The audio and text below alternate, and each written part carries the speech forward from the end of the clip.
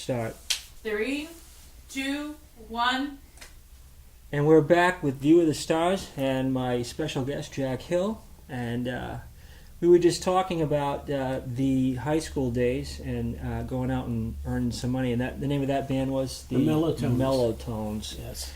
And then after school. Well, after school, yeah. But, one thing I want to emphasize, with the Mellowtones, we were making pretty good money and we were kids. Mm-hmm. Now, all good things have to end, and after school, everybody went to college or their own ways or whatever was going to happen. And I wanted to get back into playing. So did you keep the same guys, or did you? No, unfortunately, they all went to different parts of the country, and I went looking, and I found some guys that we put together what was called the Del Rays. There was, not to leave anybody out, but Joey, bass player, Steve, he was the drummer, Bill, he was,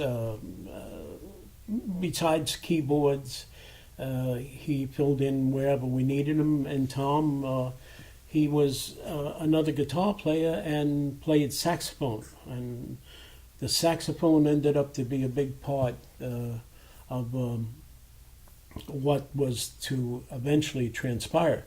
But like I said, we started out like everybody, just playing, wherever we could get a gig, But we eventually went into the halls, we went into the schools, and then we went into the clubs. And that was, those years are the glory years for an old man like me, but those were the years that we did a lot of things. There was places that we played locally.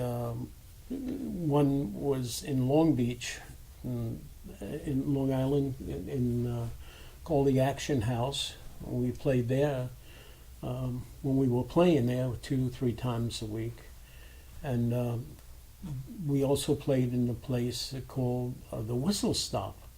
Now, the Whistle Stop was my favorite.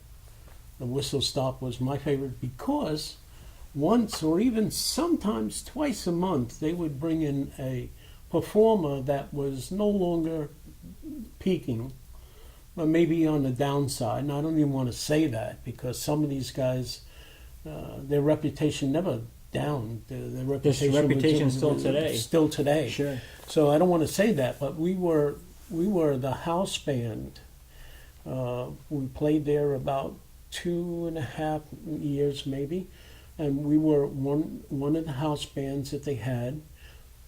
Uniquely, well, I say uniquely because we were always working, so I don't know what was going on in a lot of the other places because, Wednesday, Friday, and Saturday we were working. And but there were 2 stages in this place. It was an immense place. It held probably 3,000 people and got 2,500 to 3,000 a night. Big bounces, many fights. But anyway, what was unique about this, Frank, was the fact that, and I don't know if you ever opened like this, but when one band closed their segment, there was a theme song, and it was called Heat Wave, if you remember, by Martha and the Vandellas. They would start, if the other band was the one that was leaving the stage, they would start to play Heat Wave, and we would pick up Heat Wave. And, it just went from one band to the next, and that, sort of continued the music. There was no break. They didn't have to wait for us to get up and, strap on our guitars or whatever, because as they were ending, we had to begin. You're segueing right in. Segueing right in. And the same when we were ending, whoever the other band was had to have the capabilities of playing the same thing we did. But what was great about this place was, like I said, once at least, sometimes twice a month, they would have a rock and roll person come to the place. A celebrity. Yeah, well, he wasn't local. regional celebrity or a national celebrity Yeah, in your area of Long Island? New York? well, yeah, but they were pretty big in their pockets. We had a lot of couple of the people that I'll mention. I had to put down because we had Archie Bell. You remember him with the Drells? Tighten Up Now. We had Junior Walker. We had Jay Black from the American, Mungo Jerry, and I say him because a lot of people remember him. But we also had Chuck Berry, Wilbur Harrison. Those are all people that I played for.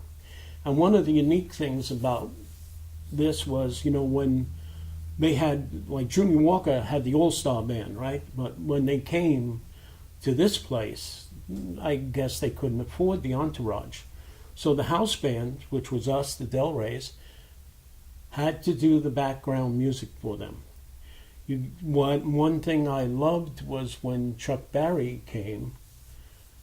Besides being a prince of a man, I can't tell you. Some of these other guys came with a manager, maybe, and a couple hanger-ons, and weren't very nice. But Chuck Berry, he was nice. First class. And first class. And he played his own guitar. So he plugged into our instruments. And I didn't have to worry about, because at this time now, after I left the Melatones and we started up the Del Reys, at this time I had to switch from rhythm guitar to lead guitar. So, there was a lot of songs where I had to do a lot of filling work. Thank God for the scales that I hated when I was a kid. Thank God you learned how to play. Huh? Yeah, thank God, yeah. And but anyway, when you play behind a man like Chuck Berry, you just had a feeling. You just had a high. You thought you were playing with playing with stars that you were impressed with. I felt like I was on Broadway, and 3,000 people were watching him, but they were listening to us. Right. And you can't duplicate that. Now, I don't want to mention anybody's name, but opposite of Chuck Berry, there was a man who brought out this song Kansas City, and his initials were WH. Okay, now he came. God's honest truth. He was billed for like 3 weeks, and he comes into to the club, to the whistle stop, and his entourage, and he had 2 or 3 people with him, and he also had what appeared to be a whiskey bottle.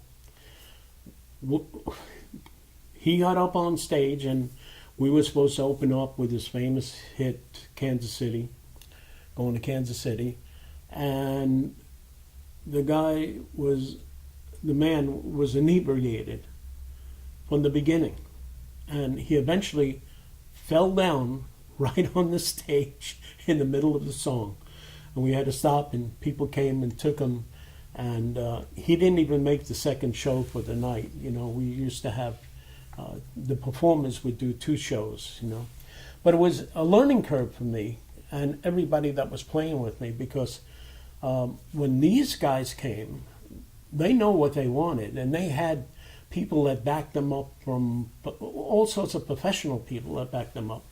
So they would bring in music, and we had to play it. We had to be able to play it. There was no 2 ways about it, because they didn't come with what I guess you could say now, like some of our friends do, a backup 45 record or backup CD or whatever you want to call it. They couldn't. So the backup band had to play their key, whatever their key was, whether it was E flat, B flat, C, D, didn't matter.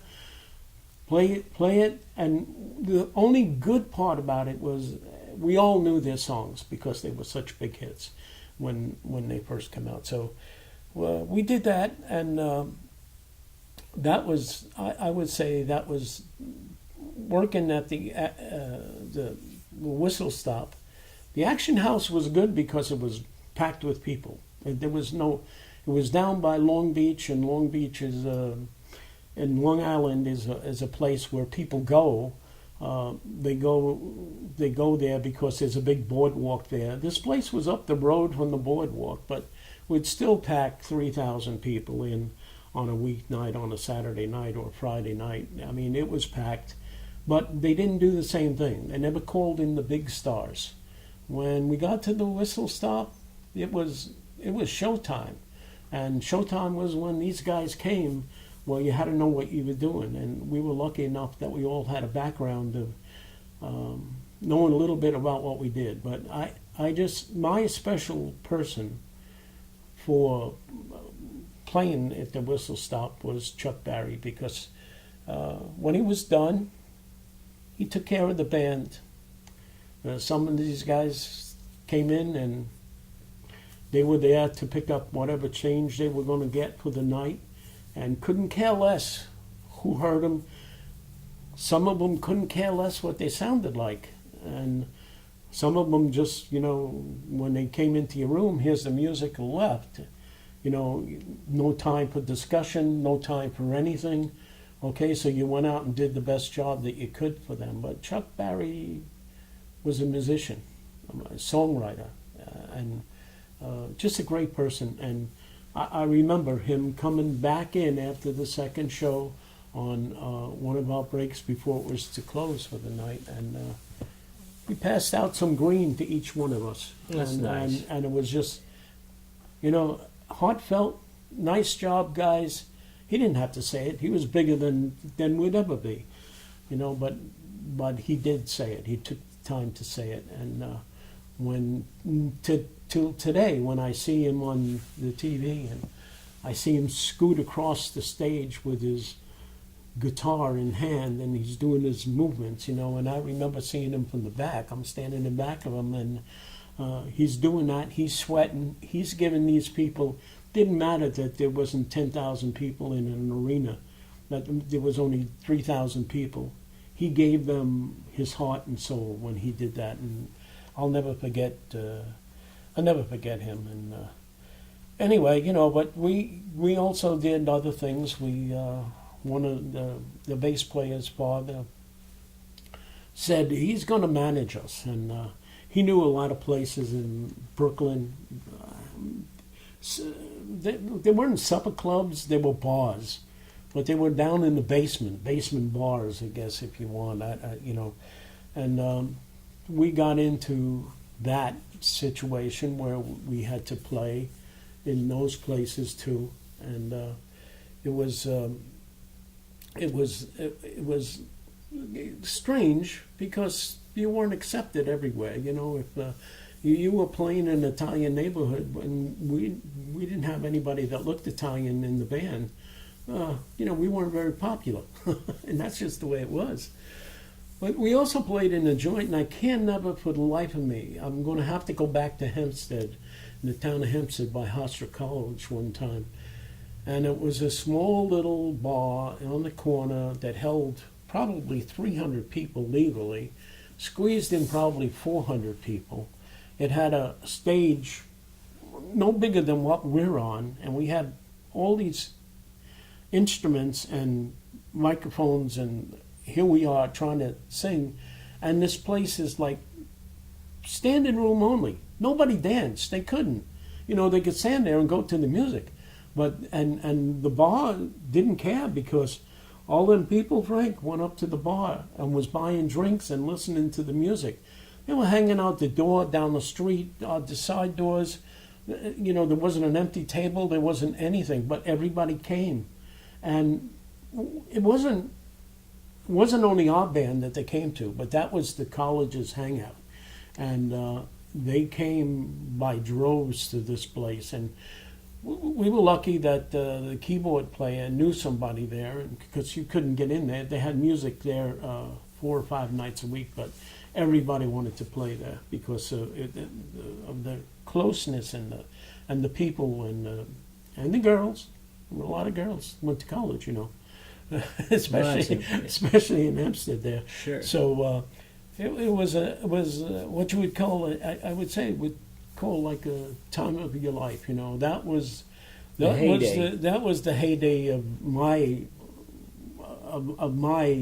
single life experience, without without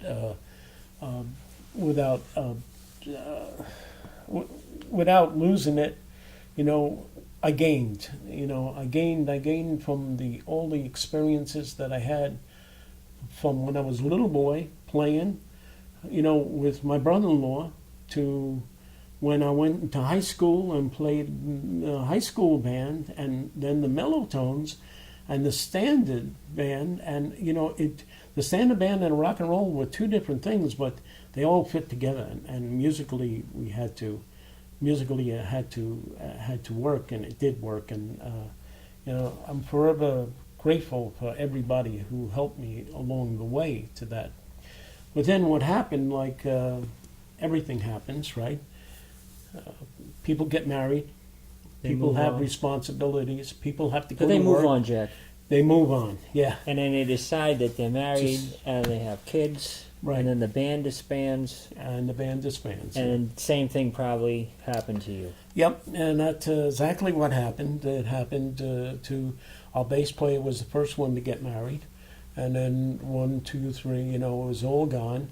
And so here we were. I had gotten a couple calls as a pickup, to play in a couple different bars, a couple bands, but they were far and few between because, if you were doing that and making some money, well, you didn't want to give it to somebody else anyway. Sure. So, but then that was what I call my lost time. That was a music heyday.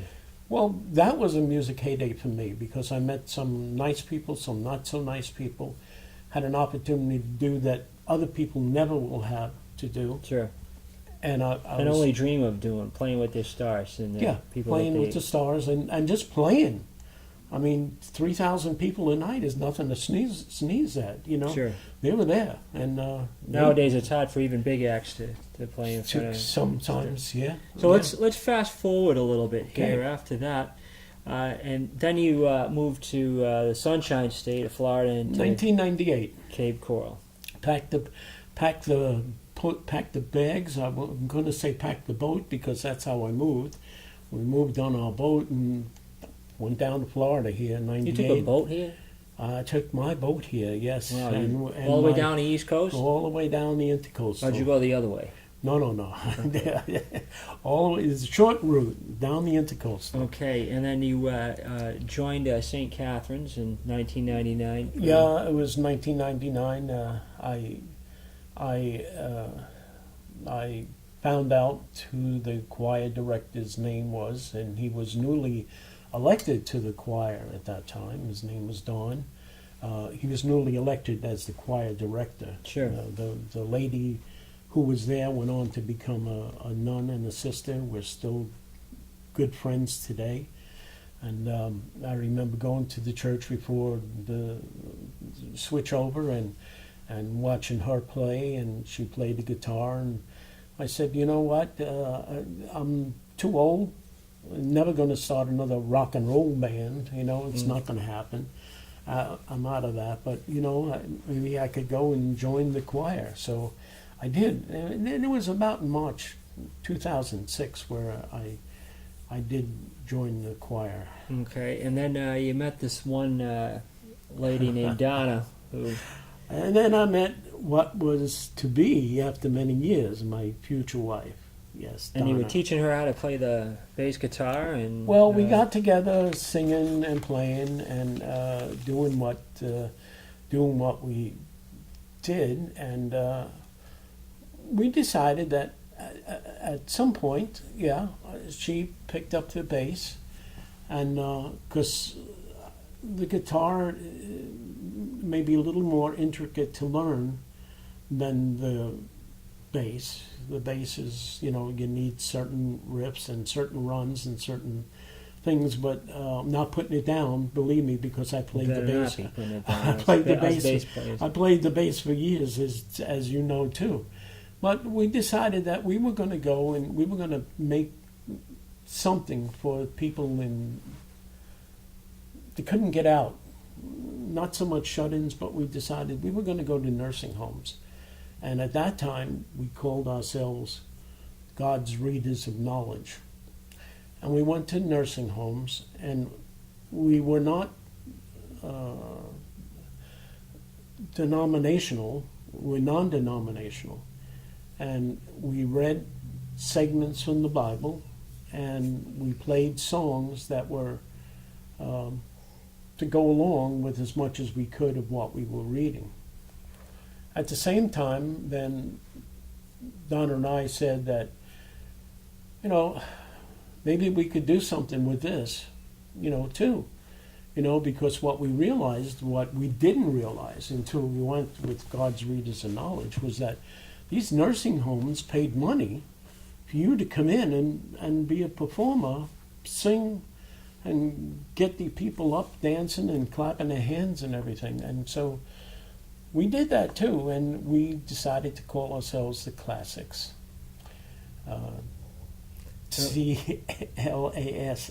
CLASSIXS, Classics. And we started doing that, started working in nursing homes. And then I guess it was about 2010, I'm not exactly sure of the year, but we met you, Frank. We met your father. We met your son. Sure. And Frank Gubala Custom Records. And absolutely. And then what happened then? We decided, or you guys decided you were going to do a CD, you and Donna. Well, we decided we were going to do a CD. We took that leap of faith that we could do something like that. And it was certainly with your help and your dad's help and your son's help that we were able to do it. And, it's a funny thing. I guess maybe being critical of that, but I didn't. Until we decided that we were going to do this, I hadn't listened to this CD for, I would say a year and a half, no songs or whatever. And I listened to it about a week ago.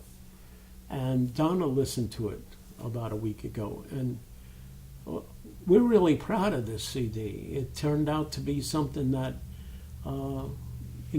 maybe not perfection 100%, but we're really proud of that CD. Let me show our viewing audience the CD. This is the CD that Jack and Donna produced. It's called Music for the Soul. And we're going to put some information on the end credits where if you're interested in purchasing the CD, you can get it. But it is a very good CD. They did a very nice job on the CD. And it is available. It is available. So yes. it will be rolling on the credits at the end. And then we also did another CD with you guys that you put together when the kids were going to World Youth Day. When they were going to World Youth Day in 2013, I believe that it was. And in 2012, you guys spent an arm and a leg of your time and your money. Again, you, your dad, your son, And Donna. and Jack. But to put this together, and we use this as a fundraiser to help the kids, the youth of our parish of St. Catherine Drexel that was going to World Youth Day then, to help fund them, or as far as we could fund them. And the CD itself is beautiful. You can see we have all different ages on there. Anywhere from like 5 to 35 or 40. They even let me play on it. Yeah, too. that's right. And Jack played on it. So I guess we're the old men. We're the hired guns. My father also played on this. Yes, CD he did. well. Yes, So- and so did Fish, I believe. So did Frankie. Yep. Yep, Frankie. Yes. So and this too is available. It's on iTunes. It's also available on CD Baby, and you can purchase this. We'll also put the address if you'd like to purchase this hard copy CD Yeah, and it will help. absolutely. The money goes to a good cause. It goes right back to the kids, pretty Right much. back to the kids. And they're going to be going on another World Youth Day excursion. Yep. And it looks like we got about a minute to go. There's one more thing I want the audience to know about you. That you and Donna, the Classics, Yes. had also produced 2 music videos, 2 live performances that are also on YouTube. Yes. Playing Yeah, your music. we took 2 of our programs. We go to about 20 different houses a month, nursing homes, if you call them that, and so you always need something new. And we took 2 of ours, and you recorded them and taped them and put them up on YouTube. And you guys played them. Yeah, we played them. You did the hard part. They're available on YouTube. And we'll put and if you look up Frank Gubala on Yes. YouTube, you'll see the one show is called the Animal Show, The Animal Show. and the other one was Old Fashioned Music. Old-fashioned Old-fashioned music. show. Yeah, So you might want to look at that too. yeah. And They're see. both there. If you look Classics, CLASSIX, or under Frank Gubala. And one thing I want to say about this cat over here, this Jack Hill, that's real important that people don't know about him. And as a friend, I'm telling the young people that you touch and inspire to play music, and the opportunities that you gave hundreds of kids in your years, and inspired them to play music, because that's pretty important, and I know it's important to you. Yes. I think it's a great thing that we got guys like you, Jack, to do that. You and Donna are a fantastic team, and I'm glad that you came in and did the Thank show with me today. It's been a pleasure sitting here talking to you, Frank, as usual. And we love you, your dad, your son, your mother. You're a musical family, and I just hope you can get your history together too. Oh, we're going to have it Your on. history is so involved and so big and so powerful that people need to know that too. People don't know how much you guys are involved in making life wonderful for other people. Well, thanks, Jack. And you have with us, and you have for many, many people over the years. And your dad's CDs and yours, and it's just a wonderful thing to see a family so tight knit and loving, and being able to do that. Well, thanks, Jack, God for bless you. being on the show. And I Thank hope you, maybe I can Frank. get you back here again Yeah, okay, sometime. all And right. thank you guys out there for watching the show, The View of the Stars. And I'm Frank Gubala, your host, and we'll see you again next time.